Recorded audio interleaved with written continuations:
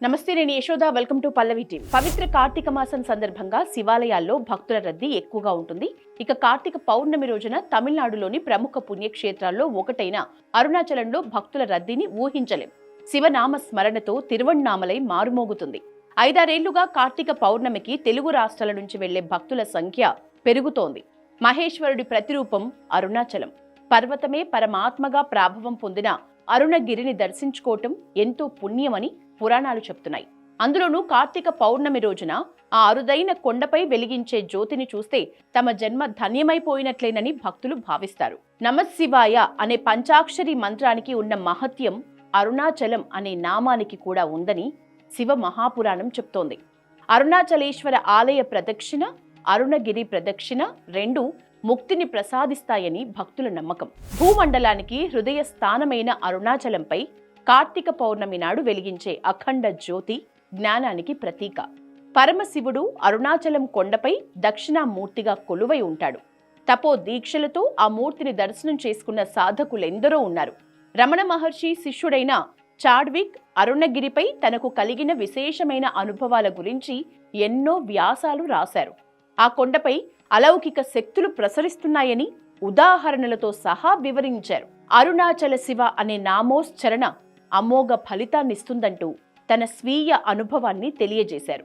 సుబ్రహ్మణ్యస్వామి భక్తులు కూడా అరుణాచలంపై తపో దీక్షలు ఆచరించి తమ ఆరాధ్య మూర్తిని దర్శించుకున్న ఘటనలు ఎన్నో ఉన్నాయి. ప్రస్తుతం పర్వతంలా కనిపిస్తున్న అరుణాచలం రూపం పూర్వ యుగాల్లో వేరుగా ఉండేది. కృతయుగంలో అరుణగిరి ఉజ్వల జ్యోతిలా ప్రకాశించేదని, జీవరాశులు ఆ కాంతిని తట్టుకోలేకపోవటంతో ఆ కొండ క్రమేణా తన రూపాన్ని మార్చుకుందని స్కంద పురాణం చెప్తోంది. ఆ పరంపరలో త్రేతాయుగంలో స్వర్ణగిరిగా, ద్వాపర యుగంలో రాగి పర్వతంగా పూజలు అందుకుంది. కలియుగం నాటికి శిలా రూపం దాల్చిందని, అంతర్గతంగా అగ్నిలింగంగా తన మహిమను ప్రదర్శిస్తోందని అంటారు. అరుణాచలం గుహల్లో సాధన చేసి ఎందరో సరస్వతి కటాక్షాన్ని పొందారు. కావ్యకంఠ గణపతి ముని అక్కడి మామిడి గుహలోనే తపస్సు చేశారు. రమణుల ఆశీస్సులతో ఉమాసహస్రం గ్రంథాన్ని రచించారు. పర్వతమే గురువై ఆధ్యాత్మిక మార్గదర్శనం చేయటం అరుణాచలంలోనే సాధ్యం. ఇలా గిరి రూపం దాల్చిన గురువును లోకంలో మరెక్కడా దర్శించం. రమణుల జ్ఞానోదయ సమయంలో వారికి బాహ్యంగా ఎవరి నుంచి సహాయం లేదు. అరుణాచలమే తనకు గురువు అని రమణ మహర్షి ప్రకటించారు. ఆ మహానుభావుడు ఒక్కరే కాదు, విరూపాక్ష వంటి ఎందరో పరమార్థిక పిపాసకులు అరుణాచలాన్ని తమ ఆధ్యాత్మిక సాధనా క్షేత్రంగా చేసుకున్నారు. వీరంతా శ్రీశైలానికి, అరుణాచలానికి భేదమే లేదని, అక్కడ వెలిసిన శివుడే ఇక్కడ అగ్నిలింగ రూపంలో తన తేజస్సును ప్రకటితం చేస్తున్నాడని తెలుసుకున్నారు. అరుణాచల క్షేత్రంలోనే స్థిరపడిపోయారు. అరుణగిరిపై ఉన్న విరూపాక్ష గుహల్లో ఏళ్ల తరబడి తపస్సు చేశారు.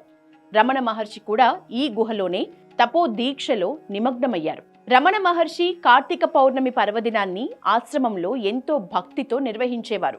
అరుణాచల శిఖరంపై జ్యోతి కనిపించగానే భక్తులు మహర్షి సన్నిధిలో ఎత్తైన కుర్చీ పీట మీద పెద్ద ఇనుప బాణలిలో అఖండ దీపం వెలిగించేవారు. ప్రత్యేక పూజలు చేసి ప్రసాదాల్ని పంచిపెట్టేవారు. రమణులు అరుణాచలంపై, అరుణాచలేశ్వరుడిపై రచించిన అక్షర మణిమాలను భక్తులు ఆలపించేవారు. మహర్షి స్వయంగా గిరి శిఖరంపై దీపం వెలిగించే ప్రదేశాన్ని చూపుతూ దీపదర్శన తత్వాన్ని వివరించేవారు. అనంతరం వేద పారాయణ జరిగేది. పురాణాల ప్రకారం బ్రహ్మ, విష్ణువుల మధ్య తగవు సమసిపోయేలా చేసే సందర్భంలో వెలసిందే ఈ అఖండ జ్యోతి. కార్తీక మాసం కృత్తికా నక్షత్రం రోజున తమలో ఎవరు గొప్ప అని వారి మధ్య వివాదం తలెత్తింది. అప్పుడు పరమశివుడి ప్రతిరూపంగా జ్యోతి స్తంభం ఆవిర్భవించింది. ఆ ఘట్టాన్ని స్మరించుకుంటూ దీపోత్సవం నిర్వహించటం ఆనవాయితీ అయ్యింది. కార్తీక పౌర్ణమి రోజు అరుణాచలంపై అఖండ జ్యోతిగా దర్శనమిస్తానని పరమశివుడు వరమిచ్చాడు. అందుకే అరుణగిరిపై వెలిగే దీప జ్యోతిని దర్శించటం పుణ్య ఫలంగా భక్తులు భావిస్తారు.